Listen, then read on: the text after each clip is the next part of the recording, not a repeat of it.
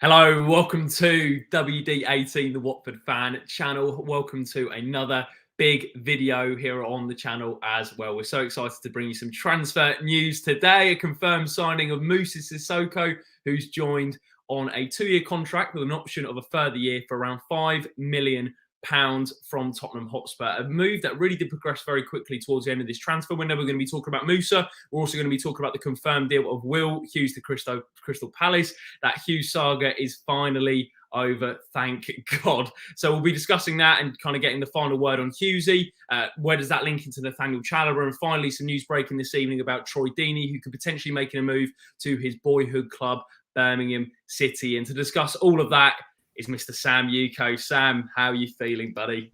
I'm good. I'm buzzing for tomorrow. Do you know what? We had so much to talk about on the video on Thursday, I think it was, that, you know, it spilled over into another video, which I'm not complaining about, but it's never a dull day to support Watford. But it's really good football as well today. Just really entertaining games. It seems, I don't know, it just feels different in the Premier League this year with fans back. And yeah, really good games today. The big thing for me, mate, today, just watching Liverpool-Chelsea, I was a bit gutted because I was watching that first half thinking about 10 years' time, that's going to be on Premier League years as a classic.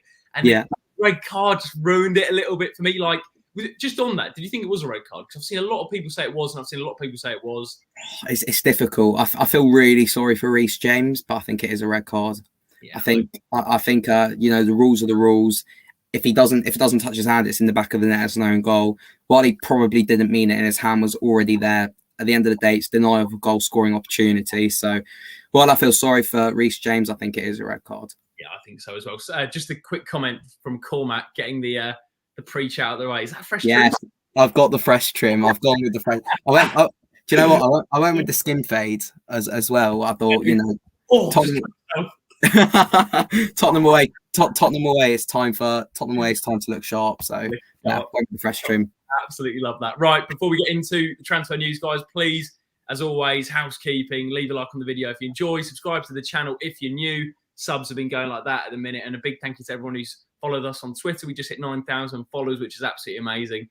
Make sure you do leave your thoughts in the comment section below. Right, Sam, Mr. Moussa Sissoko, as I said in the intro, really just kind of snowballed very quickly. We've seen rumours that the fees as low as 3 million from BBC Sport, all the way up to 10 million from the Mirror. But we're going to go with Mr. Adam Leventhal, the main Watford source and correspondent, who's confirmed that the signing of Moussa Sissoko from Spurs is a fee in the region of around £5 million.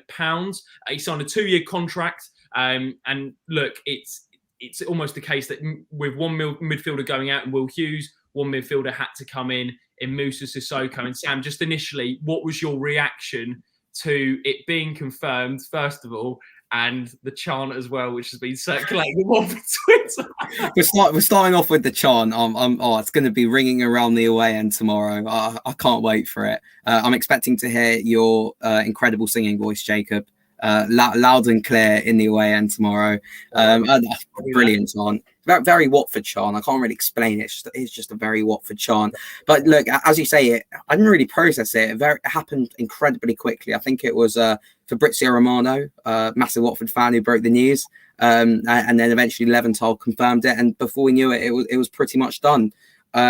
We seem to have a good, I don't want to say connection with Spurs, because we go with these players who are on their way out anyway, but we seem to have done well with these players who are leaving Spurs. I put a tweet out earlier. We look at Gomez, Etienne Capoue, Danny Rose, and now Moussa Sissoko. So, you know, if those two, the latter two, can hit the heights of Gomez and Capoue, then we got a very good player on our hands. And I think it is one that's needed, particularly with Will Hughes leaving the door, and we do look a bit light in midfield as well. Yeah, absolutely. I'm the same as you, Sam. I'm really delighted with this one. I think, look, when someone like Will Hughes leaves the door, leaves Watford, actually, you're thinking to yourself, how are we going to replace him? Now, I don't think it's a like-for-like replacement, but what it is a quality Premier League player, and also it's a player who's played 70 times for France in that France squad during arguably one of the best periods of the national team's history. Yeah. So, Sam, where do you see Moussa Sissoko fitting into this Watford side in Xisco Munoz' 4-3-3? I see him as a secret agent to bring in Kylian Mbappe to the club. After hearing Mbappe wants to leave PSG. Look, I think before we talk about that, I mean, you mentioned about he's not a direct Hughes replacement.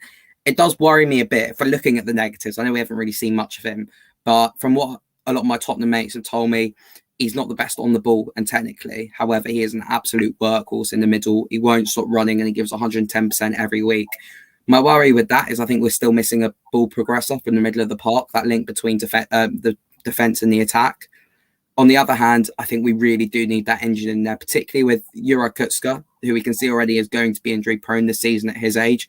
I don't think Peter Etebo is that player. You can argue Tom Cleverley is that player, but I think Moussa Sissoko probably is a tiny bit of an upgrade on Tom Cleverley. So it'll be interesting to see where he fits into the team. But I certainly think he will play a pivotal role, particularly with his experience, as you mentioned. And yeah, really excited to see how it works out for him. Yeah, that it's going to be so interesting to see how he fits in this system. Now, Sam, we're watching Moussa. We've obviously both seen him play in the Premier League. I always got the impression that, I've actually seen him play out a right midfield, even at Newcastle. And I think I would probably play him, if we're playing a midfield three, the right of the three. If it was me, I'd probably go with Etebo sitting in that number 6, Sissoko on the right, and then interchanging that with Kutska, Cleverley, but the Etebo and Sissoko would probably be the 2 starters for me.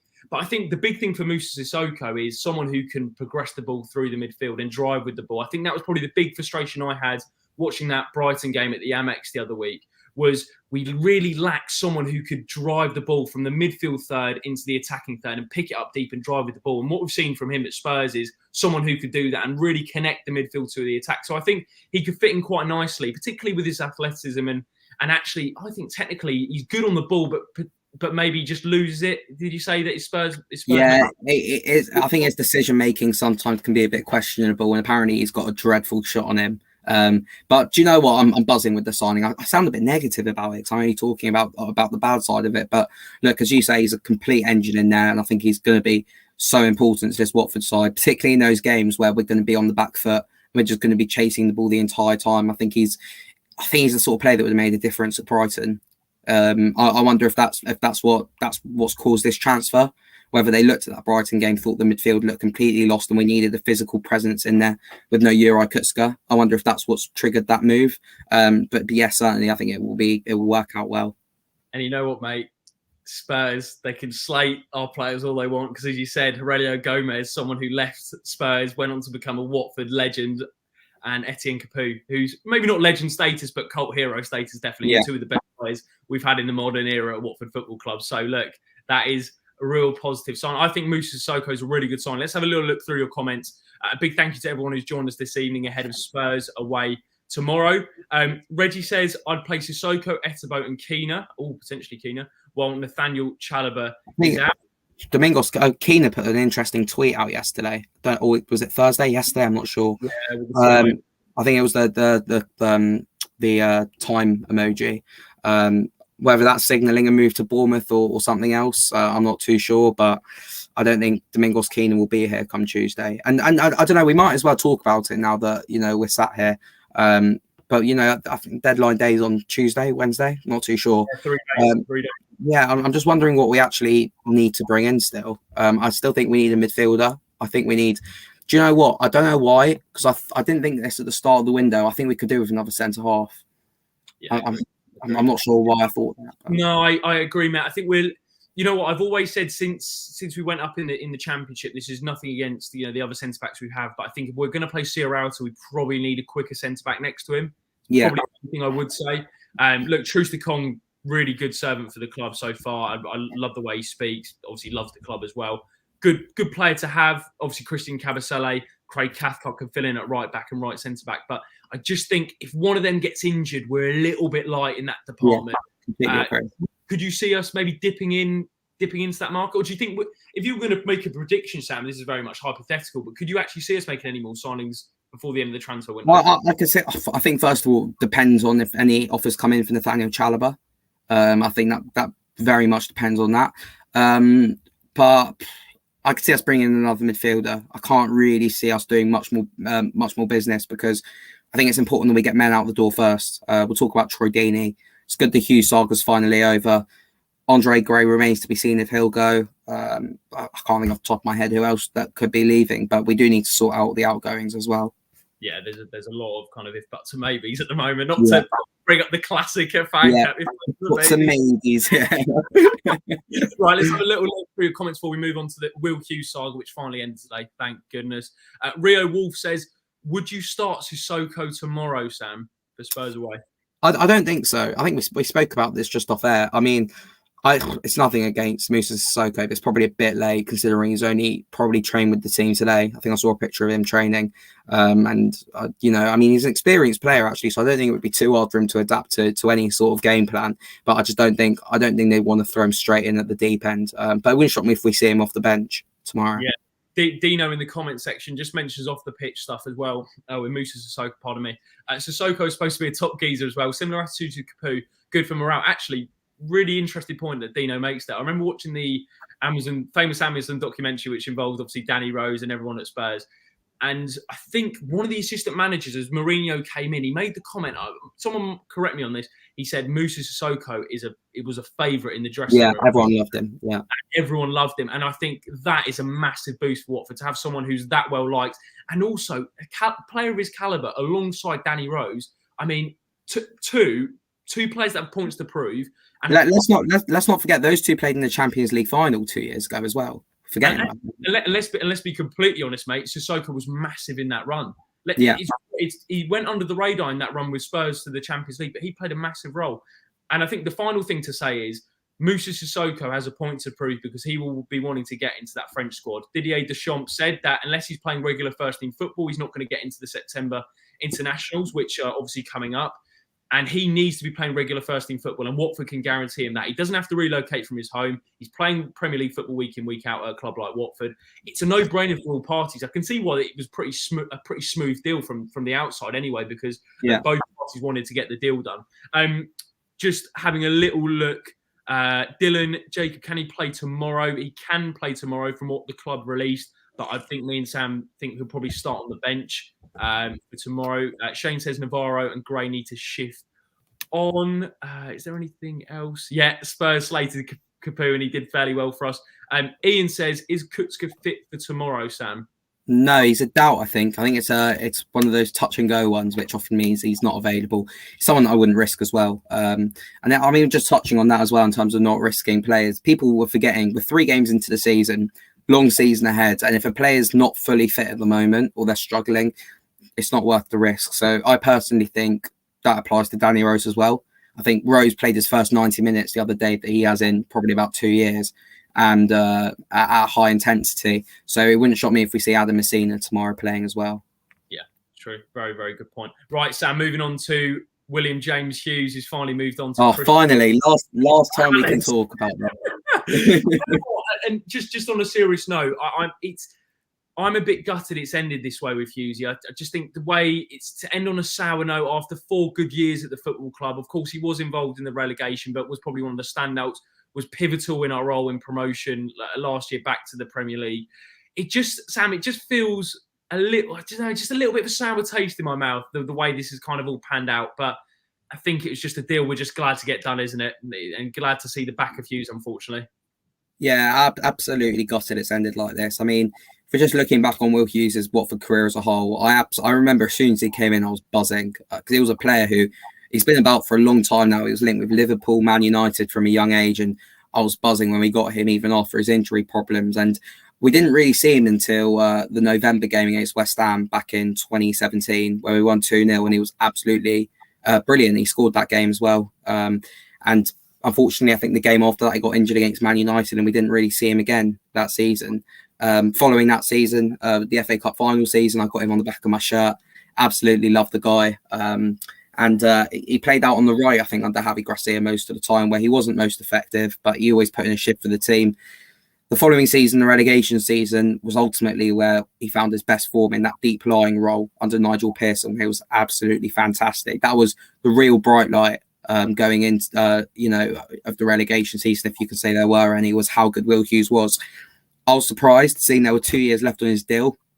We didn't cash in when he was when we went into the Championship. Perhaps there were no offers, but again, we didn't really see him in the Championship until November, December time, I don't think. And at that point, he was forced out onto the left. He was playing out of position, and we were all thinking, play this guy in the middle. He is absolutely fantastic.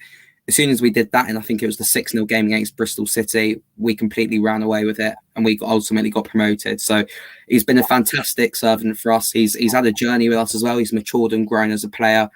I wish him nothing but the best at Crystal Palace. I don't wish Crystal Palace the best, but I wish Hughes as a player the absolute best. Hopefully he can go and get that England call up, and hopefully, you know, he's making the step up that he wants to. Sorry, step up that he wants to. I couldn't really. Yeah. So Sam, it's just you know what I think we've got to be careful that we don't. I'm not saying you are. I just think we've got to be careful as a fan base that we don't let the recent discussions and talks, which they naturally will come into our head, kind of cloud our judgment of Hughesy over the last 4 years, because he has been a brilliant servant for Watford. And one thing I'd like to mention is I remember during that promotion season, Will Hughes, time after time, was wheeled out for the post-match interviews every time. Spoke honestly, spoke refreshingly, never really shirked away from it, on the pitch and off the pitch as well. We're going to miss him in the Cycling GK vlogs. But, Sam, it just came to a point that it just didn't make any sense for Watford to keep him on. And actually, do you want to maybe touch on how the club have dealt with it? Because I put a tweet out today basically saying that this is a situation that we've seen before, could have really wrecked our pre-season, because to have an influential player, a player who is arguably one of our best midfielders at the football club, not wanting to sign a new contract, wanting to leave the football club, and it's been going on for 8 weeks, I believe, that could have really disrupted Xisco Muñoz's preparations and the squad as a whole. So how the club have dealt with it, what have you made of the way they've dealt with this situation in particular? Yeah, so I mean, I spoke about this off air to you, but I put down a quick timeline of what I think has happened. We obviously don't know the bits in between. But what I think has happened is when we got relegated, there was interest from Tottenham. According to the papers, Jose Mourinho admired him, and I think they went in for Hooiberg instead. Then, you know, he was in the team in the Championship, and we offered him a new contract. I think it was in January, February time. He said, I'll wait to see if we get promoted, which is completely fair enough. What happened then was teams saw they had 1 year left on his deal, and there was interest. And that was it, from clubs like Aston Villa and Burnley. And he said, I'll hold off and wait for a bid to come in. There was no bid that came in, but Watford appeared to say, you've shown that, you know, you're open to interest, and we can't have that in the dressing room. So they put him in the under-23s, and no offers came in. So seemingly, I personally thought, if anything, he'd go back down to the Championship, or he'd be sitting in the under-23s until January unless we need him. Crystal Palace seemed to be the only offer that came in. Clubs accepted it, and it was the only place that Hughes was going to get first-team football this season. So I think that's how it's happened. I think the club have handled it excellently. I don't think I would have handled it any other way. You can't have a player like that in the dressing room. I'm not saying Hughes kicked up a fuss, but going into one of the biggest years in the Pozzo era, first year back in the Premier League with financial difficulties at the football club following the pandemic, you can't have a player like that disturbing things where, you know, because if he trains, Xisco's going to put him at the centre of that midfield as a pivotal player. He goes the week before the season starts, then what? What do you do then? So I think the club have handled it perfectly, treating him as if he'd gone from the start of the window so he could bring in the likes of Juraj Kucka and Moussa Sissoko. Again, wish Hughes all the best, and hopefully he does all right at Palace. Yeah, Sam summed it up perfectly there. I think it's nothing against Will Hughes as a person. I just think maybe his representatives are Paolo Venazzi, also used to play for Watford. I think Rookery Mike summed it up as always. Mike Parkin absolutely smashed it, I think, on this one. He said, pretty certain that Will Hughes' agent wasn't promising his client a move to Crystal Palace all summer. If I was Paolo Venazzi, I'd probably be avoiding Hughes' calls. Yeah, it wouldn't shock me if we see Hughes part from his agent. I reckon Hughes, I mean, I know he said he's happy to be at Palace. I reckon deep down he is not happy at all. It's no-brainer, but I'm just like, come on. No. I suppose no-brainer because that was the only offer on the table. I mean, I don't think it's not anything against Crystal Palace, but I think Hughes was probably hoping for something a bit better, I want to say. So yeah, I agree. I think his agent should be avoiding Hughes' phone calls for the next few weeks. It is. Yeah, it's just one of those situations. Just could have been dealt with better from Hughes and his agent side. But yeah, that is football, isn't it? Like yeah. But if I said to you, Jacob, at the start of the window, before this Hughes saga kicked off, that you'd swap Will Hughes for Moussa Sissoko while making a profit, would you take it? I'd 100% take it. 100%, I'd take that.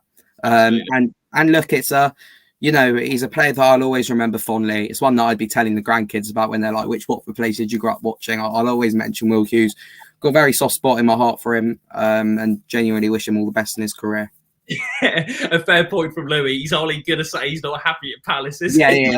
No, I know he's not directly going to say that, but I don't know. But like deep down, he's probably thinking, right, I think Aston Villa was the dream move, wasn't it? I think that was the move.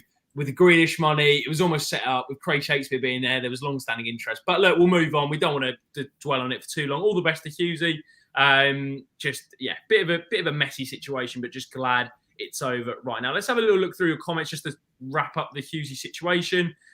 Brizzy says, Will Hughes, his agent got in his head. He's a god at Watford. Now he's gone sideways. Let's see what he's made of. So sad to see Hughes go after such a drawn-out saga. Palace really doesn't really seem like a step up. Good luck to him. I think that's a fair comment. That it does feel like a sideways step for him. Yeah. On a personal note, Caroline says the way Will Hughes has left is sad. I have a feeling that this has all gone wrong for him. Always gave his best for us. That's a bit just to add on that. That's the bit that did confuse me a little bit. Sam, was we saw comments at the back end of last season with Hughes saying, "I'm so happy here. Look, I'm going to leave the contract to my agent," but he didn't have any thought of what kind of elsewhere about leaving Watford. And it's just it's actually incredible when you look 8 weeks ago how it just completely goes in a different direction. Yeah, and that's why I go back to. I think it was the interest from Aston Villa, which there was nothing, there was no bid there. But I think that probably swayed his thinking in there. But just before we move on to the Troy Deeney situation as well, I just think it's so weird how quickly football moves. That I remember when we got relegated, people said that our two future captains at this football club are Will Hughes and Ben Wilmot. Neither of them are here now. Just football changes ridiculously quickly. It's changed in the last 8 weeks with Will Hughes. So wish him all the best. And it's going to be interesting playing Palace this season. Yeah, it's going to be tasty. I think it'll be very tasty, especially I wonder what where he gets his foot right stuck in. There's going to be a few seconds. I wonder what reception he'll get. I'd clap him. I know I've seen a lot of people say they'd boo him. I'd clap him. I don't think it's. I think he's entitled not to sign a new contract. I don't think he would have kicked up a fuss. I think he was a good servant for Watford Football Club. But I probably wouldn't do either. Yeah, I'm probably just like I don't really get those kind of like questions because I sit on the fence with it. I just kind of just go, oh, look, he's playing for another team. Now move on. But look, we move on as a football club. Will Hughes has joined Crystal Palace in a deal worth around £10 million. So a good deal for Watford actually in the end with 1 year left on his contract. And obviously we brought in Moussa Sissoko for around £5 million. So if you had said we'd effectively swap Moussa Sissoko for Will Hughes whilst making a profit, then I would have bite your hand off. You know what, Sam? Just linking into the Will Hughes chat. How does this now affect Nathaniel Chalobah? We mentioned Will Hughes was going to sign in. We thought Will Hughes wasn't going to sign a new contract. That materialised. I think there's always been an underlying feeling with Nate that he would sign a new deal. I don't know why. Whether it's because no one's come in for him, maybe it's because his affection for the football club. He's definitely assessing his options. But how do you now see the Chalobah situation panning out before the end of the window? I always thought that with Chalobah, since that Leicester interest in January, I didn't think there was any interest this summer for him. And I think he was just keeping his options open and said, if an offer comes in during the window, then I'll go. But if not, come the end of the window, I'll sign a new deal. That's the impression that I'm getting. And I think, the more the days go on, unless someone gets him as a panic buy, I think he will sign a new contract. And it wouldn't shock me if the skipper leaves as well, that he gets some responsibilities as well in a vice captain role or something like that. So I don't know, perhaps they could actually use that as another incentive to get him involved and to keep him at the football club. But he seems to be shaking off this illness as well, which is a good sign. And hopefully he'll be back training this week. And I think he'll stay. Yeah, I think he'll stay as well. And you look, Sam, do you think if he was going to stay, he'd have to sign a new deal? Yeah. I'd imagine it would be a long-term one. He's 26 years old, so probably a 4-year contract, 3 to 4 years. Yeah, exactly. Yeah, it's definitely worth it. It's a player who slowly but surely is getting back to his best. I think it took him some time to. I don't think it was ever he became a bad player, because you don't become a bad player overnight. But after his injuries, he lost confidence in his body. he wasn't as versatile and or agile as from the old Nathaniel Chalobah that we saw. But when he had the captain's armband on, he became a different player last season. And I think he absolutely thrived off that leadership. And I think he is slowly getting back to his best. And it's important that we get that deal done. Yeah, agreed. We'll see how that one evolves over the next few days. Sorry, I'm a bit tired need to get my sleep before Tottenham tomorrow. And just to wrap up today, Sam, this is very much early stages. Obviously, we saw the statement from Watford yesterday about Troy Deeney's future. I think that was a really good statement from the club to basically say this is going to be a conversation that takes place in private. We're going to respect Troy and obviously the Watford FC hierarchy who will be discussing what's next. Troy Deeney's been linked with a move to Birmingham City. Birmingham are certainly interested. Sam, the way I see this one panning out, I'd like to know your thoughts on this and everyone in the comment section. I could really see the fact the statement's been put out suggests it's being discussed. You know, look, Troy's made 2 appearances this season, both coming off the bench with the introduction of Josh King, Emmanuel Dennis. You know, we've got a lot of options. Zhao coming back. You know, Cucho can play down the middle. And there's a lot of options that Watford have Sissoko Munoz has at his disposal. The way I see this panning out is a mutual termination of his contract, which sees him leave on a free. And then it gives Troy the power to basically go, I can pick wherever I want to go without Watford really receiving a fee. Because if we're being honest, I don't know how big the fee would actually be and whether it would be worth Watford's while. And also, it then gives him the opportunity past the transfer deadline to then speak to any club that he would like to. What would you make of that kind of scenario? Yeah, I think it's this. We touched on it in the video the other day. I think it's disappointing it's ended up like this. What I think has happened, again, as Troy said to us in the interview, we know what 30% of what goes on. I think he would have expected to stop games against Aston Villa and Tottenham and Brighton, and seeing he wasn't in the team, seeing how good Cucho was, seeing how good Josh King looks and how good Emmanuel Dennis is, I think he's gone, my time's up here. That's my gut feeling of what's happened. And I think it's a good time to move. It's probably the right time to move on for him. Gutted by it. Gutted he won't be able to say goodbye to the fans. Gutted he won't get a testimonial. I just hope we get some way to say goodbye to him, because 11 years, 12 years at a football club is ridiculous and it's unheard of in today's age. So, you know, I do think it will happen. I think it will go through. I think the fact that they're saying that, there's options on the table. I don't think they're saying options on the table, but they're saying that he's assessing his options and discussing what to do next. Suggests that there's something there to discuss, whether it's terminating his contract or there's concrete interest from Birmingham. So, you know, I'm gutted. Troy's Watford, isn't he? It's going to be so weird seeing. It's going to be so weird. I can't picture it without him. And it's a video that we'll have to dedicate a whole video to it, I think. But yeah, again, obviously wish Troy all the best. And I'm going to Birmingham University next year, so hopefully I'll be going to as many Birmingham games as I can, and going Deeney whenever I can. You know what, mate? I think if we were going to wrap up the Troy Deeney kind of story, I mean, it's been an incredible story for him, but for him to kind of finish at his boyhood Birmingham club would be an unbelievable way to finish. And I know there's been rumours of him potentially moving to the MLS. I think if I was going to put in a prediction, I think he probably will move on. I think there'll probably be a mutual termination of his contract, which means he can move on a free and he can pick where he wants to go. I think it'll probably be Birmingham City, and then I think he'll do a year in the MLS. Yeah, I think he'd go to Birmingham for a year, then go to America for a year.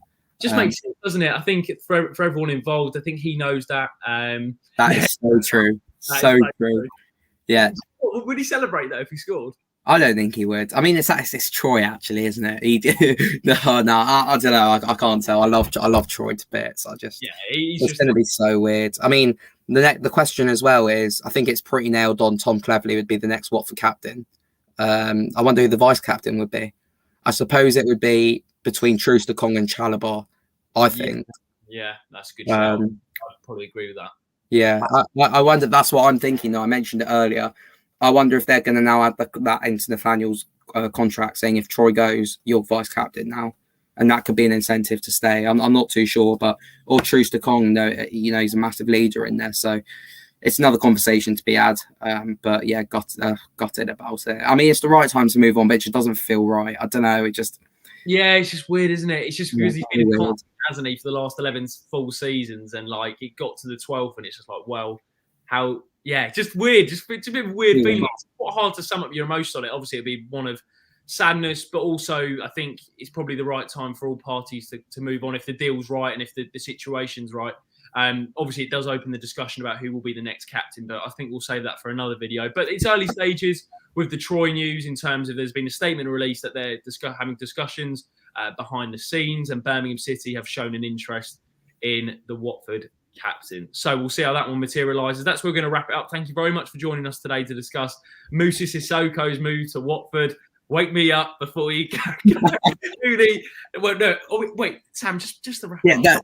What are we going for it? Are we going, who needs Hughesy? We've got Sissoko, or is it we've got Danny Rose and Sissoko? I want to go with the who needs Hughesy. I mean, I love the timing of the club's tweet today going, get your Moussa Sissoko number 19 shirt, tweeting that 5 minutes after they announced Hughesy was gone.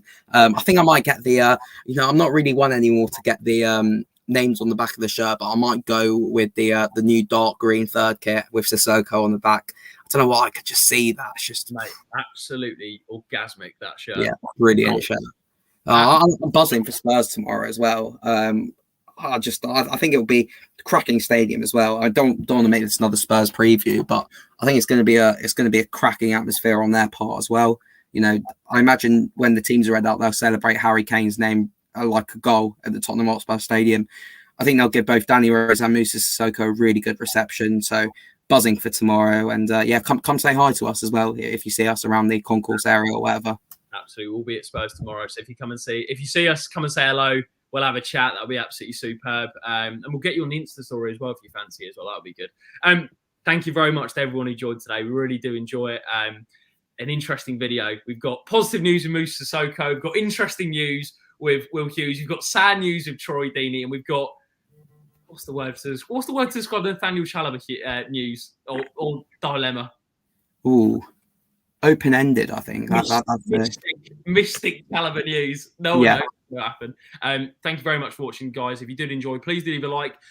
Comment down below your thoughts in the comment section. Don't forget to subscribe to WD18. Share the channel to all your friends and family. We really do appreciate it. Thank you for 9,000 followers on Twitter. And we will see you very, very soon. Cheers, guys. Up the Hornets.